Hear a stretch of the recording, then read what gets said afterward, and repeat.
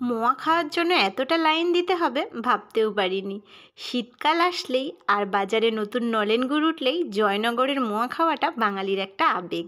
কিন্তু জয়নগরের মোয়া যেটা 12 মাসই পাওয়া যায় সেটা কিন্তু আসল মোয়া নয়। তাই আসল মোয়ার সন্ধানে আমরা চলে গেলাম বহরু বাজারে শ্যামসুন্দর মিষ্টান্ন ভাণ্ডারে।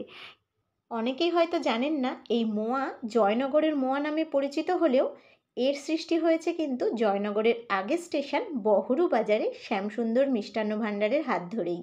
শীতকালে ওঠা কনকচুর ধানের খই এবং খাঁটি নলেন গুড় দিয়ে তৈরি এই মোয়া এখন জগৎ বিখ্যাত এবং যা ভারত সরকার প্রাপ্ত জিআই ট্যাগ দ্বারাও স্বীকৃত হয়েছে। এই শ্যামসুন্দর মিষ্টান্ন ভাণ্ডারের বিশেষত্ব হলো যতই কাস্টমার ডিমান্ড থাকুক তবুও এনারা আগে থেকে বানিয়ে রাখা কোনো মোয়াই কাস্টমারদের দেন না। কাস্টমারদের সামনেই একদম হাতে গরম মোয়া বানিয়ে দেওয়া হয়। এই কারণেই কিন্তু এখানে মোয়া নিতে গেলে কিছুটা সময় লাগে। আপনাকে লাইন দিয়ে দাঁড়িয়ে তবেই এখানের মোয়া নিতে হবে।